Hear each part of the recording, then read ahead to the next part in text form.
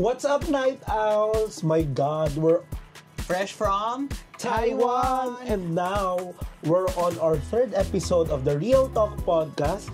Blake and I are back, diba? Ready to talk about life, just like the old times. Of course, for everyone who has been with us from the Friendster Generation podcast to the Kami-Kami Lang podcast, totoo namang tayo-tayo na lang. And of course, you know the drill. We're all about conversations, no pretenses, just real truth. Oh, this is the Real Talk Podcast. Yay! Gusto mo yung logo dyan? Pero feeling ko hindi talaga yung gano'n. Sa atin talaga. O kaya yung hindi pa ito yung episode na yun. Ay, sorry. This is parang child-friendly pala to episode na to. So before we dive into our main topic, of course, may mga pinag-uusapan tayong FYP. From our FYP to yours, no more beating around the bush. Pag-usapan na natin ang issue ng bayan. This is Sa True Love. Ito na nga, best. Good news. Good news nga ba? Starting July 18, the daily minimum wage for workers in Metro Manila will increase to 695 pesos. From 645 a day. Ngayon, dinisclose na to ng DOLE. Now, of course, syempre, any increase, syempre, may masaya decrease. yan. Pero ang tanong, are we happy enough with the increase? Are you happy enough with the increase? Sorry. I learned about this from you earlier lang. I didn't know about this, but I have a question since you're part of, this is your... somehow related to my work. Somehow related to your work. If may increase ang basic, does this also apply dun sa mga... For example, ako, ito yung salary ko. Tumataas din ba or hindi? Hindi. So, yung lahat lang ng nasa minimum wage? Nasa minimum wage. Okay. So, hindi ibig sabihin doon, tataas ang sahod mo. Okay. Kasi hindi ka naman minimum wage earners. Okay. Nandito lang talaga ito sa mga kumikita lang talaga ng minimum wage. So, if you're earning, like for example, before 645, according to the law, okay, dapat 695 na ang kitain mo. So in a month meron tayo at least 21 na 22 normal. days. 22 times 22. 15,290. So this is almost 1,000 increase from 14,000 na before. Oh yes. Of course, kasi ganito yan. Before yan ma-approve, nagkakameron muna syempre ng kanya-kanyang lobby, kanya-kanyang deliberation. And of course, ang sa huli, dito sa NCR, the Regional Tripartite Wages and Productivity Board, NCR will decide kung ano yung aprobadong umento sa sahod. At ang na-approve is 695, which is a 50 pesos increase. Ngayon, syempre, pag-usapan natin, no, in a level na mas maiintindihan ng lahat ng nakikinig sa atin, do you think you can live as an individual muna? Bilang kwari, as a single, solo person, wala ka namang love life, charot. Ganon kasakit. Bastos. Sa 695, kaya mo bang makasurvive dito sa Metro Manila? Kasi we're talking about the NCR rate eh. Ang hirap kasi i-compare, lalo na kung yung sitwasyon natin is iba-iba. But from an individual perspective, I don't think it's still enough. Kasi when you go out, honestly sobrang luxury na yung paglabas ngayon. Paglabas mo ng bahay, kasi bawat kibot mo, may bayad, pamasahe mo. Ang taas ng pamasahe ngayon. Tapos, kakain ka sa labas, of course. Tapos, pag may mga, kumbaga, hindi, we're not talking about you 695 paparte-partihin mo sa isang araw. Kung paparte-partihin mo yan sa isang araw at yun lang ang gagastusin mo sa araw na yun, pagbabuhay ka. But comes electricity bill, comes your water bill, comes other bills. Parang I don't think it's still enough. It's a jump, but let's not be contented. Medyo kasi ang Pinoy, ito yung isa sa mga criticism ko sa yung resilient tayo. I think it's high time we stop being resilient and really let's start, asking for what we deserve. Because I think ang hirap talaga mabuhay ng 695 sa isang araw. What more para sa mga doon sa mga alam mo yung padre de pamilya na bumubuhay ng 5 katao kada araw. So, syempre kanya-kanya tayo, pero ang masasabi talaga natin sa taas ng bilihin ngayon, 695 is really not that big. It's not big, talaga. Diyos ko, sa totoo lang ha, kung tatanggalin mo lahat ng luho, okay, baka sabihin ng iba, ang dami mo kasing luho eh. Isang kain ngayon sa karinderya is, dati 50 nang kakakain tayo. Nagugulat ako ngayon pag bibili ako sa karinderya, minsan 70, 80 na ang ulam, magkakanin ka pa. Tapos, mamamasahe ka. Tapos, basta bawat kibot mo talaga ngayon, magmemeryenda ka, ang hirap nun. Tapos parang, lalo na dun sa mga, yun nga, sabi mo kanina, dun sa mga pamilyadong tao, I don't think na makakasapat yun. Pero, I have to acknowledge na tumaas, but at the same time, is it enough eh? Yun yung pinakamalaking ano dun eh, masakit na tanong dun eh. Actually, hindi natin pahahabain itong usaping ito, no? Kailangan balance talaga eh. Kasi 695 talaga, kung bibig, kung mura lang ang bilihin. Kaya pataas lahat ng bilihin eh.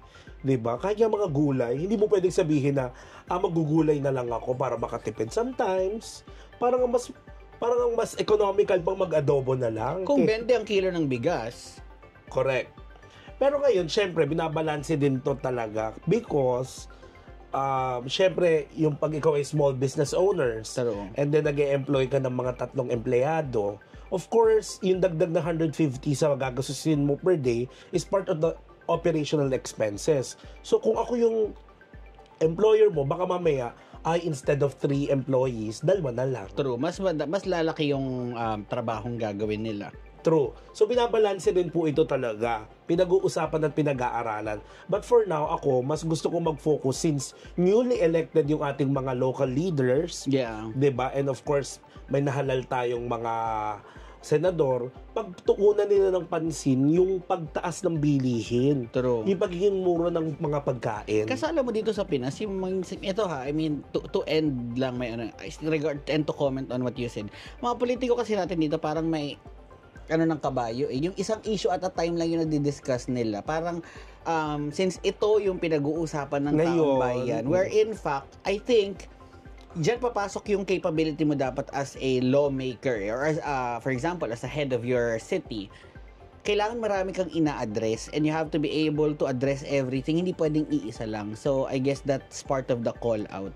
Yes, tama. Dapat may short term, pero at the same time, may long term goals. Yes. So, para lang dun sa mga nakikinig sa atin from abroad, 695 na sa ating dalawa pa lang. $10 yun. $12, mga ganun. Mga $12. $12. Gosh, parang ano lang to. Pag nag-grab car ka or yung Uber, wala na to. Wala na, ubus na yan. Ubus na yan. Tapos, for example, magsine ka lang, wala na to kaagad. Wala. Isang sinihan lang yan. Tapos, wala ka pang popcorn dyan. Oo. Magkape ka sa Starbucks, wala na to. Oo. So, yun lang. So, hindi talaga siya nakakasapat.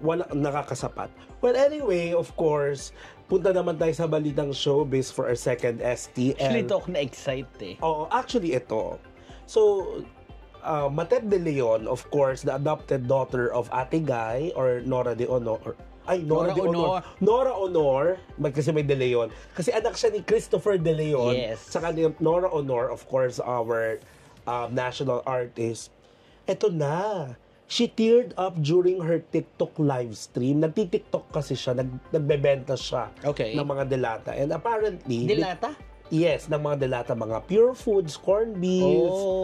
Nagbebenta siya. Nag-online selling tong si Matet.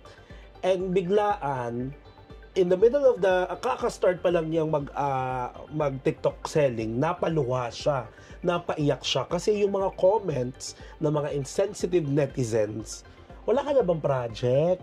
May isa pang nagsabi, suplada ka kasi kaya iniwan ka ni Ate Guy. So, yun yung haka-haka ng mga tao kung bakit siya biglang naiyak. Your comment on this? Pero I think ang ano bang sinabi niya, yung pag-clarify niya, saan daw siya nasaktan? Doon nga rin sa mga komento. Sa mga komento na wala na siyang pangkabuhayan. I think it's still pangkabuhayan eh. Kumaga, as long as malinis naman or wala namang inaano yung minsan tao, that people online can really be harsh. Yes. And even yung kay ihahalin tulad ko siya sa mga, what do you call this? Yung mga kesa yung mga artistang tumatakbo ng politiko to find another Source bread of and butter. livelihood. Yeah. Parang, why not support yung mga ganito? Kumbaga, decent yung pinagkukuhanan niya ng pera, live selling, tapos nakikita mo namang nag-e-effort siya. It's just that, hindi nga siya nagbebenta sa gilid ng kalsada to show that she's working hard to earn for something, but it's still online. She thought of something, and kung kumikita naman siya, decente naman yung kinikita niya. So, I think it's still a win. Yeah, the people in the internet can really be harsh. So, sisikmurain talaga natin dapat yung mga ganito. But I get why she teared up. Nakakaano. So, I think it's high time na we support yung mga ganitong business. Kung tingin ninyo, yun talaga yung pinagkukuhanan ng pangkabuhayan ng pamilya niya ngayon, I'm happy and I'm supportive of her kasi, Alam mo, meron akong different take from personal experience. Alam mo, marami akong kaibigang mayayaman. Itong mayayamang to, magagaling sa negosyo. Kung kaya nilang magtinda sa'yo ng cake, na sila mismo nag-bake, kung kaya nilang magtinda ng mga luto nilang ulam, ibebenta nila sa'yo kahit milyonaryo na sila, and they are not ashamed of doing that. True. Pero tayong mga hindi naman ganun kayayaman, middle to lower income class, bakit sinishame natin yung mga fellow natin kapag biglang nagbebenta na lang si Bes? Bakit parang bakit nag-gourmet tuyo na lang? Siguro meron talaga tayong notion pa rin sa Pinas, no? Yung kailangan naka-outfit ka going to the office para masabing may pera ka. Pero the truth of the matter is, yun yung mga umaaray na sa Starbucks, pero para Tatatlong digit na lang ang bank account. Tatatlong digit na lang ang pera sa bangko. So parang, minsan, lang sila, just to deflect the reality na itong mga nagtataguyod through business, talagang mas lumalago. Parang gusto lang siguro nilang ipakita na I'm better than you, mas maganda yung tinahak ko, ginamit ko ang pinag-aralan ko. True. To this avail. Oo, dapat alisin na natin yan kasi yung shame of selling and doing some small business or yung mga side gig, Diyos ko, yung mga mayayaman kong kaibigan, hindi nahihiya eh. True. Tayo pa kaya na kailangan natin mas magsumikap kaysa sa kanila, but hindi natin gawin? And why do we shame these people na gusto lang talagang kumita? Yeah. So, don't be too, eto ba ang problem? Anonymous yung mga account. Nagtatago sila sa mga... So, it's very much like Twitter na ang daming say sa personal buhay mo. Pero, if you think of it, sila naman talaga yung mas shattered ang life into pieces. At least you're doing something. May sinabi ka, may sinabi ka nung nandun tayo sa Taiwan, these are people that really wanted to do what you're doing, but they can't. Oh, they're deflecting their insecurity. Kasi ikaw yung nagkaroon ng courage na itahakin yung landas na yon. Kasi ako, at the end of the day, for me, ang pananaw ko ngayon, at the end of the day, kung may pera ka, kung magkakapera ka, lamang ka. True. Kasi kung yung pangbabash nila, wala naman silang hindi naman sila kumikita dyan. They're not really, profiting from anything that they say. Di better ka, ikaw pang kumita. And, eto, honestly, hindi sa pagiging, Ate Matet, if you can hear this, Tita Matet, take advantage of the opportunity dahil maraming mas bibili sa iyo ngayon. Sa totoo lang. That's the hard truth. That's the truth naman talaga. When, kapag ganito, take the opportunity, nakita ng tao na nagtatrabaho ka, umingay ka ngayon, go strike harder. True. Marami pa rin namang tayong mga kababayan na mas makakaintindi sa'yo. Yes. Anyway, good luck, Ate Matet, sa tinitinda mo. And for this episode, we're turning up the volume by breaking all the rules because we're talking about risk, pressure, and betting on yourself. Inspired by, of course, SB19's, one of SB19's songs and this EP, which is Nasimula at Wakas. And we're now discussing 8-Ton Ball! Ito na, usaping betting on yourself even without a backup plan. Anong nangyayari talaga to sa tao, no? Na parang susugal ka sa isang endeavor. It could be quitting a job, starting over. Pwede ka rin mag-move ng city. Alam mo yun, mag-abroad. Yun, lang. Pero ako gusto ko itanong to kasi when you first asked me this, when you were briefing me earlier, hindi talaga ako nakaisip agad. Shit, kailan nga ba ako? Masyado ko bang safe? Bahay ni Kuya. Bahay ni Kuya.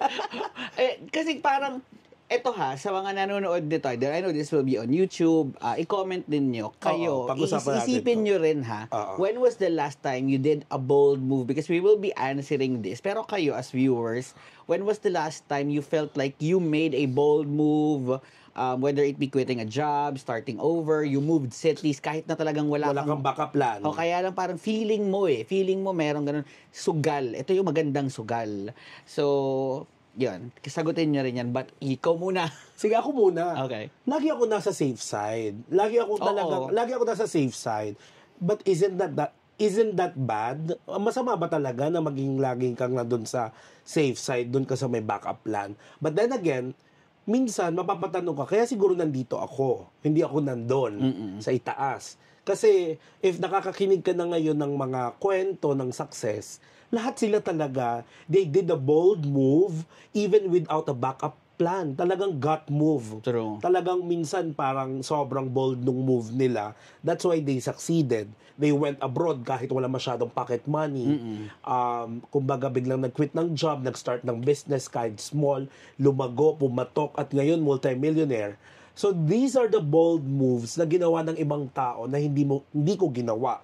Pero may tanong ako, is it masama ba na kagaya ko na palagi dapat may backup plan before ako kumilos? Hindi siya mali eh. I understand where you're coming from na kailangan may plan B ka. Kasi gets ko yung ganong thinking and that's good for you. Siguro lang some people are backed into a corner wherein they have to do this. It's all or nothing. Parang ganon. Actually, best, i-reflect ko yan yung all or nothing. Naniniwala ako na sometimes when people are left with nothing talaga, doon mas lumalabas yung drive mo to do something. Parang mas tumataas yung resiliency mo na ito lang kakainin ko. With SB19, parang Oo, totoo. 'di ba parang wala nang halos si Josh. Parang minsan naasa na lang sila kung may baon si ganito or may baon si ganyan. So, yung mga ganong bagay, it really drives you to do better. Mas natitrain ka. Eventually, it will pay off. But it doesn't always pay off. So, I understand na ikaw, you're erring on the safe side kasi ang hirap din talagang malagay. Lalo na kung hindi ka comfortable sa situation na walang-wala ka na. True. So, I get you. Ito nga yung parang sinasabi nila na parang gaano yung risk appetite mo sa mga bagay-bagay, 'di ba? And wala ka namang makikita na very yung few yung i-risk mo and then high return. Ano yon, loto yon. So, in short, wala kang ganito pang masasabing bold move? Well, meron din akong mga bold move na ginawa. Pero with the R18 ba to? Hindi. Hindi. Ano naman to? Safe naman to Safe, for the okay. Kasi baka may ibang bold move siyang ginawa ang aking best na ma-share dito, ha? I-share ko lang to. And I don't want to sound parang mean or sa sarili ko rin nun. Parang, I've been working for 3 years sa isang corporate job.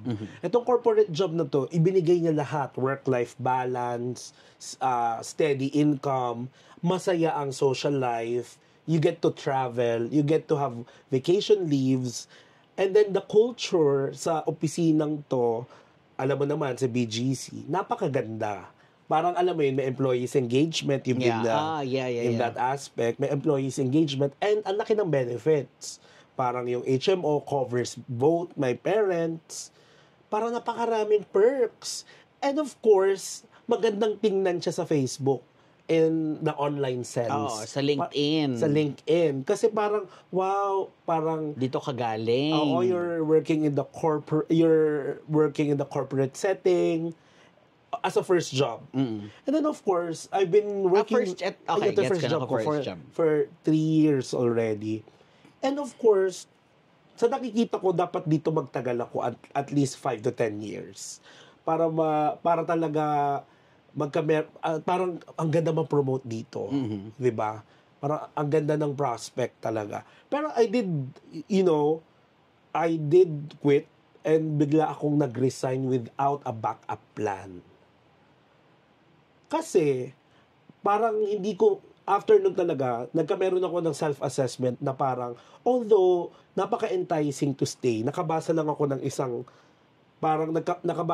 isang quote na they are paying you that benefit, that salary, para ma-stuck ka sa corporate world na yan. Parang they are paying you that much for you not to be able to see the bigger world outside that office. Parang yun. Pero in a way, if you're going to think about it, if it's paying the bill, if it's supporting your family, if it's supporting your personal growth, that is fine. Di ba? That's fine. Hindi tapon yon. Pero kapag meron kang ina-achieve talaga na pag sinasabi din natin, ito usapin na ito ng kasiyahan, personal satisfaction, and personal goals, naglalaban na. So sa mga nanonood, in short, ang gusto lang niya sabihin, mag-resign na kayo. Charot lang kayo mag-resign na mamaya. So wala akong ano nun. Okay. So I've been unemployed for almost a year. Ito yung mga panahong nag-uwi ako ng probinsya. Thank God, yun yung backup plan ko. Pwede muna ako umuwi pansamantala. Pansamantagal. Oo. I did some soul searching. I did some boxing. Diyan talaga ako nag-reconnect with my high school friends. Pero you know what? For me, that jump is really one of the biggest parang tamang mga ginawa ko sa aking professional. You needed that. I needed that. Na parang kung binabalikan ko ngayon, parang maganda ginawa ko yun. Kasi alam mo kung hindi, nakikita ko yung iba kong katrabaho until now, nandun pa din sila. Is it a bad thing kung nandun pa din sila? Actually, yun na nga eh. Personal choices yan. Pero ang sa akin, kung nakikita ko lang talaga, if hindi ako nag-jump during that time, hindi na ako makakatagtalon kasi sobrang laki na rin nung at stake. Sobrang laki na rin nung investment ko dun sa company na hindi ko na pakakawalan. Diba? Pero you know what? Walang backup plan yun eh. But now, looking at that, I'm not actually encouraging everyone to resign or to do that. But kung babalikan ko yung sarili ko, gagawin ko pa rin siya. And now, sobrang nag-iba ako from the corporate world. Ngayon, ibang-iba na yung mundo ko. Napadpad ako sa mga non-profit, napadpad ako sa public service. So would you say mas fulfilling yung trabaho mo ngayon from how it was, from where you were before? This is no judgment. Lahat ng organizations may goals. Pero before talaga, it was for profit. Yung measurement of your success is for profit. Of course, lumipat ako bigla sa non-profit. Iba rin yung goal nila, organizational goals nila. Iba yung clientele nila at iba yung parang kumbaga ginagawa nila. And then sa public service, iba din. Mas iba. Iba rin ang motivation. Pero alam mo kung hindi ko yung ginawa, siguro I'm dead. Ito na yung term na I'm dead inside in a sense na parang ito na lang yung daily drive ko, 8 to 5. Literal. Siguro. Pero alam mo, yung mga panahong yun, 3 years, tumagal ako ng 3 years. Mga contemporary natin, mga kaibigan natin, nagja-jump talaga sila. And yung Gen Z ngayon, hindi yan tatagal talaga sa isang trabaho. Just because they wanted to have a 1 to 2 years experience. Pag ayaw nila. Which is a different topic altogether. Siguro kasi ako I respect yung sinabi mo na you needed that time.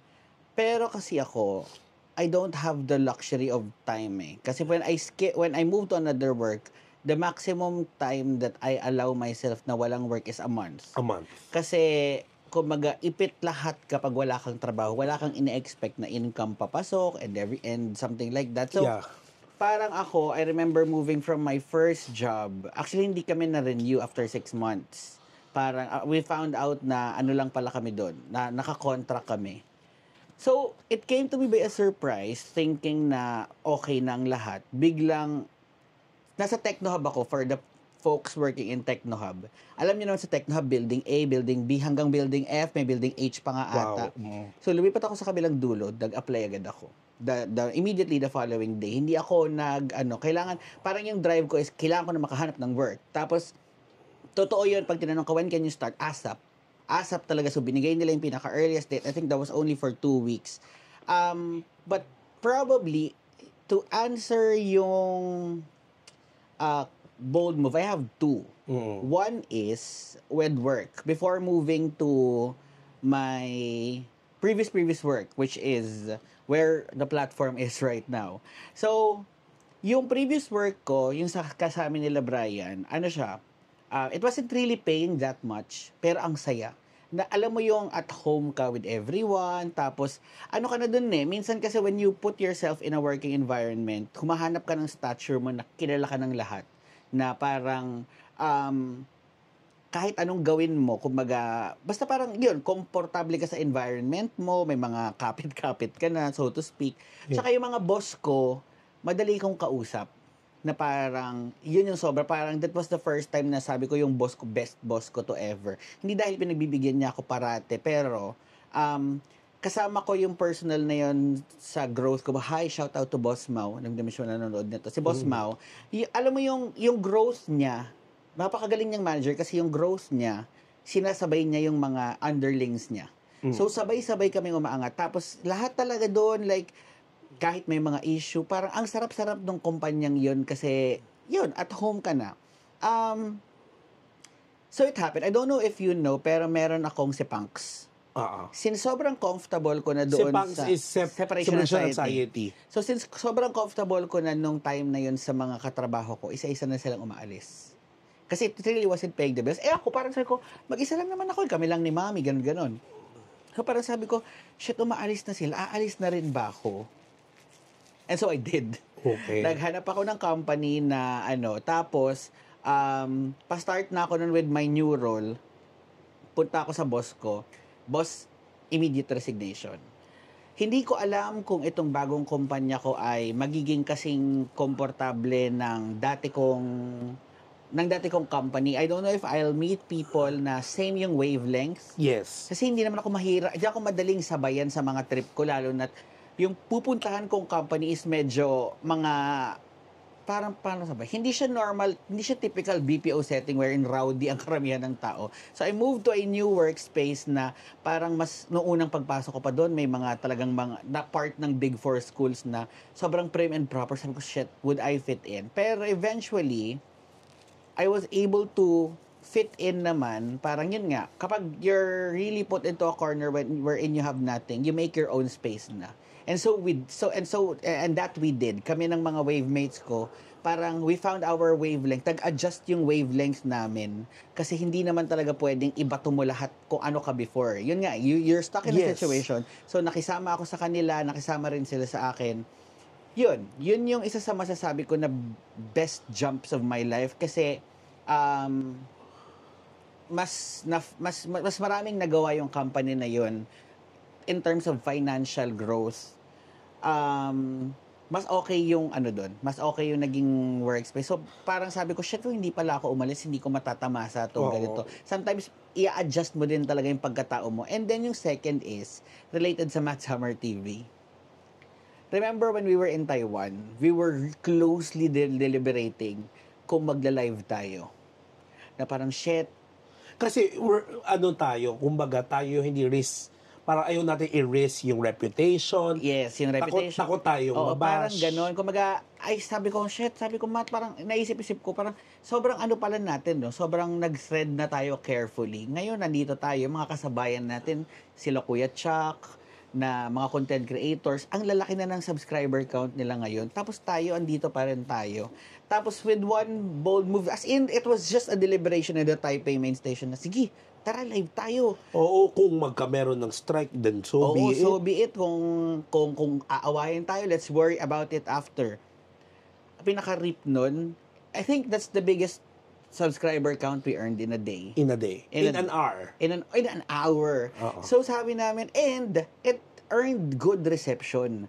So parang minsan yung takot natin gawin yung isang bagay na parang to the point na we're really worrying about a lot of people. Parang masyado natin kinoconsider pala yung opinion ng iba when in fact, okay naman pala yan yung gagawin natin. It was the move that we needed to earn yung ganong number, and I'm so happy we did that, na parang it is a bold move for our channel kasi we really err on the safe side even sa mga issues kumbaga we were feisty before pero ngayon mas nag-earn na kami sa safe side, but yung move na yun, so happy we did that. So I guess yeah. Pero before we move on dun sa next nating talking points, sa mga nagbabalak mag-quit ng job, ito lang yung advice ko ha, this is practicality. Huwag ka magre-resign kung hindi mo afford talaga to stay unemployed for a long time, huwag kang magre-resign until you're sure na may job offer ng susunod. Yeah, oo, actually. Baka may magsabi sa inyo, hindi Kuya Matt, ganito. Pero ito po yung karamihan ng experience sa mga kasamahan namin and myself. Kasi hindi madaling maghanap ng trabaho. You think you are very in demand when in fact maraming pumapasok diyan na True. Na parang, nobody ka pala talaga when you think of it. And then of course you're easily replaceable. Yeah. So, yun lang naman ang advice ko, ha. Of course, pwede mong sabihin, ay, hindi Kuya Matt, hindi. Pero yun yung general advice. Do not resign. It's always a case-to-case basis. Kapag isolated cases tayo lahat, hindi po pwedeng itutulad mo yung sitwasyon mo sa sitwasyon ng iba because they have a different family background. You do you. You do what's best for you. You always create a move basing on your condition. Kasi if you're going to base your decision on how others decided, well, to tell you honestly, magkaiba kayo ng condition. Yung isa, mayroong fallback. Yung ikaw, kung wala ka talagang fallback. Patay ka. Yes. And of course, with almost a decade of experience, ang dami kong nakitang nagsisi. Parang medyo minsan mabibilib ka sa sarili mo, ako ang nakakaalam ng workflow na to. Pag mawala ako, magsasuffer tong company to. Hindi totoo yun. Yeah. Makakahanap sila ng kapalit mo. Or mag-a-adjust sila doon sa magiging kapalit mo. Makukontento sila. Anyway, next, of course, our next talking point is breaking the rules to make your own path. Alam mo naman pares tayong pasaway, pero let's talk about choosing your own dreams over what others expect. For example, ako, pangungunahan ko na to, no? Yung mother ko, kasi pag nakatira ka po sa probinsya, nakwento ko to with Sir Wani. Oh my God, same ata tayo nakikwento, but go. Eto ha, yung mother ko talaga, ang biggest frustration niya is that gusto niyang mag-abroad noon to earn. Kasi dati ata nung, I don't know kung 80s or 90s, kapag nakapag-abroad ka, successful ka sa buhay. Kapag nagtrabaho ka sa Middle East, sa USA, sa Canada, naka-migrate ka doon, kita ng mga tao dito sa Pilipinas that you succeeded in life and you're living the dream. Ganun po sa amin sa Quezon Province. And the data shows na napakaraming OFW galing talaga sa Region 4. Kasi wala kang magiging kakilala or kapitbahay doon na hindi nag-abroad ng anak. So, yung nanay ko talaga. Yun ang end goal. Yun ang end goal niya sa akin. Kaya siguro supportive siya na yung kurso natin, International Relations or Foreign Service. Kasi ang ine-expect niya talaga is that after graduation, maghahanap ako ng opportunity abroad. Pero sobrang pasaway ko, sabi ko, wala akong pangarap magtrabaho abroad. Not because gusto kong suwayin yung nanay ko kasi, pero stubborn ako eh. Ang thinking ko, kailangan magtrabaho ako sa isang multinational company sa Pilipinas at ipadadala ako doon bilang expat. Yun yung naiisip kong career path ko dati. Or baka naman, pag sinerte ako sa gobyerno at nag-DFA ako, baka ipadala ako as a diplomat. Pero hindi ko nakikita yung sarili ko talaga na moving to another place to look for work na magsa-start talaga ako from scratch. 'Di ba? So parang yun yung biggest frustration ng mother ko. So masyado ako naging pasaway about that. Now, after few years, napapaisip din ako na medyo naging pasaway ako doon. Kasi she's offering some pocket money, some placement fee, and I saw some of my colleagues and friends na who made it naman abroad. They have the gut feel, ako siguro wala. So, now, masaya na ako kung nasan ako ngayon, kung saan kumikita ako kahit papaano para makapag-travel abroad. So, sabi ko sa mother ko, Mami, mas okay na to magkakasama tayo. Pangalawa, nakakapag-abroad tayo, not to work, but to travel. Pero syempre, hindi ko may pagkakaila na... What if you... Yes, napakalaki ng... The world is your oyster. Sinasabi nila yun. Napakalaki ng opportunity abroad ikumpara dito. Diba? Pero yun, naging pasaway ako doon. In-offer na ng nanay ko lahat ng path na makapag-abroad ako pero hindi ko siya sinunod. I made my own path na dito sa Pilipinas magtrabaho. How about you? Isang situation lang pumasok sa isip ko na to. Kanina pa ako nagpipiga. Ano ba yung parang talagang sumuway ako? Not everyone knows this. Alam ko, parang everyone knows that we studied foreign studies, international studies when we were in college. But actually, my first course was tourism. Okay, tourism, hospitality management. Yes! Eto kasi yon. So, fourth year, I came from a science high school. So, parang everyone would think na, ganito ang kukuhanin mo. BS Microbiology or... Pre-med. Pre-med or since editor-in-chief ako nung high school paper ko, baka mag-com, mass-com, or broadcom. So, talagang kahit naman ako yun lang. But, we weren't really privileged na makapili ng eskwelahan. Out of the top four schools na tinatawag natin dito, dalawa lang ang in-applyan ko, which is UP and LaSalle. Tapos, parang, to the point nga na nagtanong yung tatay ko, bakit di ka nag-exam sa Ateneo? May mga kakilala akong scholarship. Binalikan ko siya, sabi ko, nagpaalam ako sa'yo. Sabi mo, hindi mo kayang bayaran yung 500 na application fee sa Ateneo kasi hindi ako, hindi ako part ng top 10 ng school namin. Para maging free.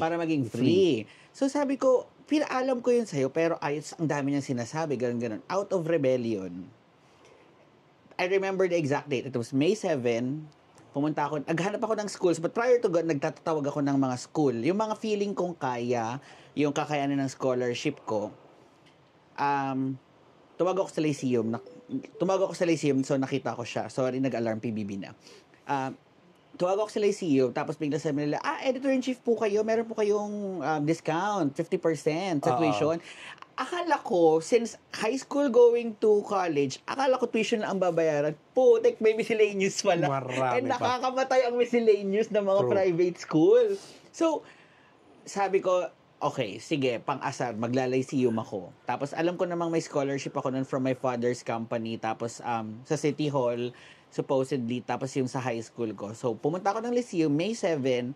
Pagdating ko doon, hindi ko rin alam. Ang unang course talagang pinapapasok sa isip ko nun is Broadcom. Hindi nga IR eh. Kasi that wasn't in my radar since ang mga kaklase ko nun, they were taking up accountancy, mga marketing, yung mga ganun yung course nila. Statistics. Tapos biglang, sabi ko, ano yung uniform na yun? Di ba ang ganda ng uniform ng tourism sa atin? Yes. Sabi ko, okay, yan po. Ang ganda papakinggan ng tourism sa amin. International Travel and Tourism Management. Putik, doon ko na-realize 5'5" yung height ko. Hindi papasok sa ano. Pero pinilit ko yon. Tapos umuwi ako dito, nagalit silang lahat. Na parang, bakit yan ang kurso mo? Ganito, ganyan. You defy their expectations. Yes. Parang out of rebellion na gusto ko, hindi, may papatunayan ako sa inyo. I will make it in this field. Ganon. Up until I realized na yung uncle, not to shame tourism students ha. Actually, ang dami namin kilalang mga tourism students na nakakainggit kasi they really got to travel the globe. Tapos parang talagang maganda. Pero sa amin siguro, it wasn't expected of me na magtutourism, lalo na sa height ko. Tapos, out of spite lang talaga yung decision na yun. And then, ayun na. Pero hindi ko rin siya napanindigan. Eventually, lumipat ako ng course kasi parang I felt that it wasn't really my calling hindi ko siya kayang i-sustain yung decision na yon. So it wasn't a regret kasi I met a lot of people dun sa college na yun na up to date are still, some of them are still my friends, and nag-enjoy naman ako. Yun nga lang, I know the decision was made out of rebellion na parang gusto ko lang maiba, magtuturism ako. Ganon yung nangyari. Yan. Actually, medyo yung just to share with you, pag thinking about that vital decision from high school to college, napapaisip din ako na parang medyo naglaro rin ako dun sa kung ano yung available sa akin at that time. Shit, kung nag-broadcom ka pala sa Lycée, Tapos nag-broadcom din ako. Actually, yun ang una kong choice. Baka naglalabanan pala tayo. Until na-perfect ko ata yung sub-test na English, nirecommend sa akin mag-foreign service. Hindi kami pinag-exam kasi EIC na kami. So now, parang, syempre, you're breaking that path na parang naisinet sa'yo. Pero remember ngayon naririnig ko lang naman with my younger cousins, yung mga daughters and son ng mga kaibigan ng mother ko. Yung mga Gen Z ngayon, very sila firm. Hindi sila nag-a-adjust kung ano yung situation nila. Talagang kung kinakailangan nila kalampagin yung parents nila na ito yung kursong gusto ko. Yung kakalampagin nila. Kakalampagin nila. Ito yung school na papasukan ko kasi wala dun sa nire-recommend ng school. Pag-ipunan nyo. And they're very firm with that, ha? Kasi ang dami ko naririnig pong ganyan na hindi, ito yung gusto kong course. Sa atin nun, During basta, that time, mag-adjust ka sa mga courses na available sa'yo. importante makatapos ka ng kolehiyo. Yes. Yun naman yung sa time natin. But yeah, moving on to our topic number 3 or question number 3, which is the weight of your big dreams when your ambition feels too heavy.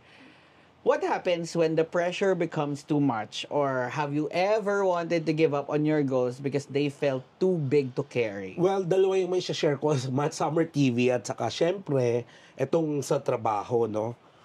Dito sa trabaho. Syempre, una, pressure of content creation, no? Nung una talaga, hindi talaga tayo nag-gain ng any views, walang traction. Until now, pwede kang mabagalan doon sa growth natin dito eh.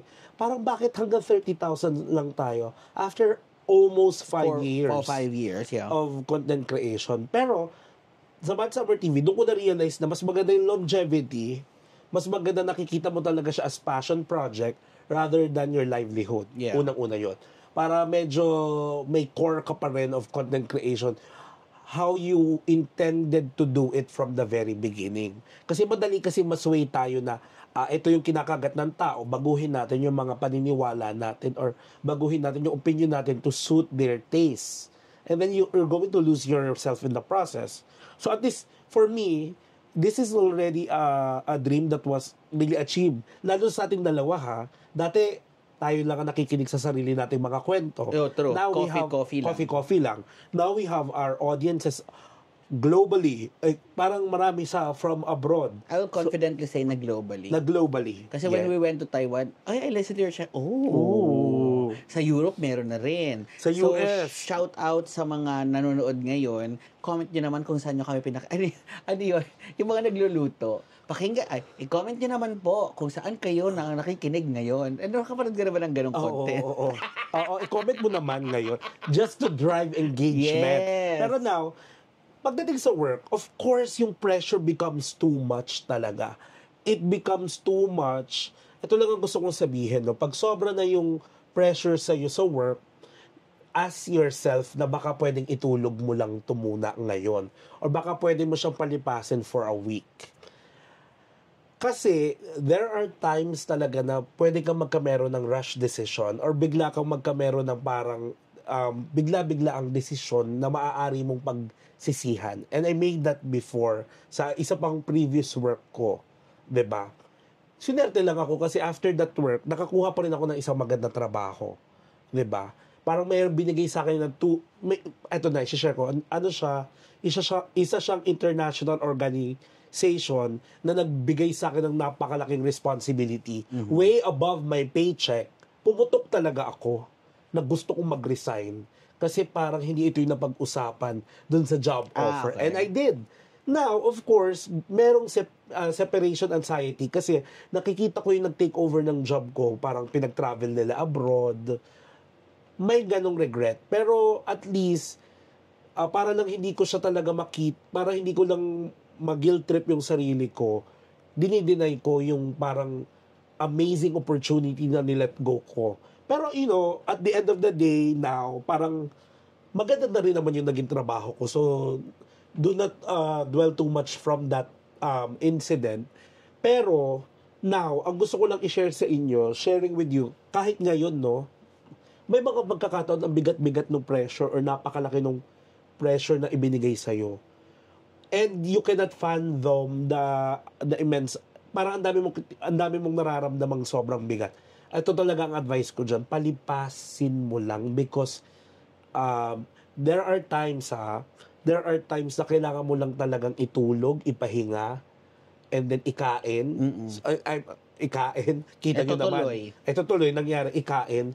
Tapos, saka ka magdesisyon kapag hindi na high yung emotions, kapag hindi na kapag medyo nakapag-reassess ka na. Pero, Blake, I think I can advise na if after doing all of these things and remedy, and hindi pa rin nawala yung pressure, yung nalalagasan ka na ng buhok, binabalakuba ka na, nagbe-breakout ka na, you can actually quit. Diba? How about you? Actually, hindi ko masagot tong tanong na to in to be completely honest ha. Kasi I cannot remember a specific time. I have been pressured a lot of times, but really giving up. Siguro hindi kasi ako Quitter? oo, parang more often talagang iba yung reasons ko bakit ako nagki-quit.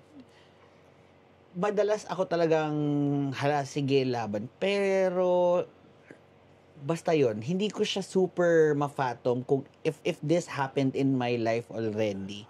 Kasi I have been pressured several times, but usually kasi I brush off pressure. I'm that kind of person na parang You mute.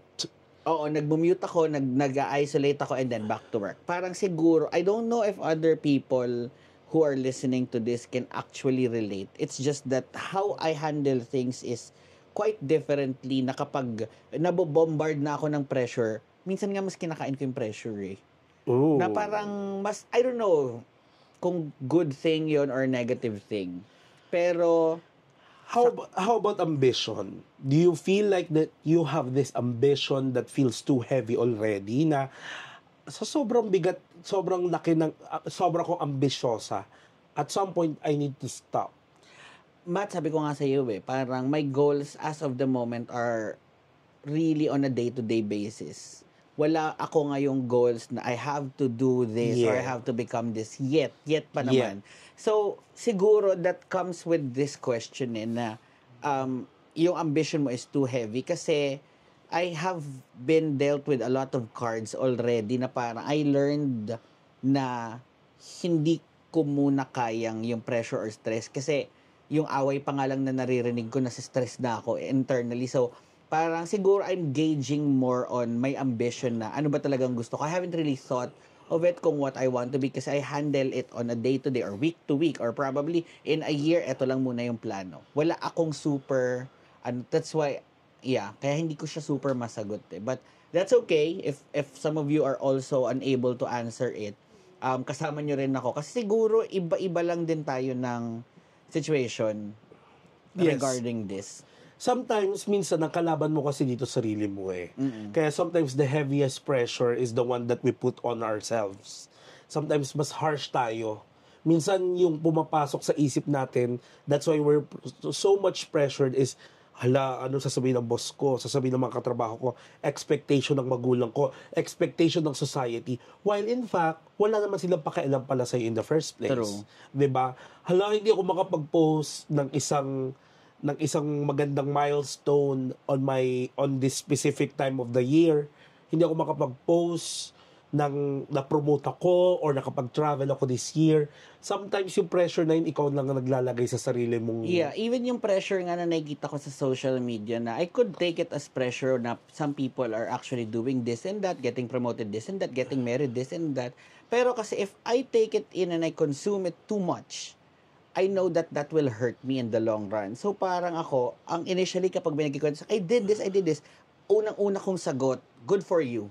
Kasi kailangan ko talagang ma-acknowledge. Kasi if I compare myself to them and I answered, bakit ganito? Parang ang negative sounding ko. So, good for you muna talaga yung sagot ko. And then, doon ako magtatanong. Yes. I'm more of interested in a positive way na kung may nagagawa kang maganda sa buhay mo, I'm genuinely happy for you. Wag mo lang ikukumpara siguro sa akin. Yes. Siguro, kasi ako, hindi ko kinukumpara yung sarili ko sa iyo. So, please do not compare yourself to me. But I will be genuinely happy kung masaya po kayo sa kinalalagyan nyo ngayon. Hindi, it's not mine. It's not my story to judge. Or, hindi ako kamag-anak nyo nga, yung mga tita ninyong gano'n. So, yeah, I guess sometimes sobra ka lang pressure sa sarili mo. And then, you'll realize na wala naman palang silang pakialam sa'yo. Hindi naman pala sobrang nag-expect yung boss mo sa'yo. True. Intindi naman pala ng boss mo na hindi mo kayang i-achieve ang isang goal because unachievable siya. But sometimes you're being too harsh on yourself.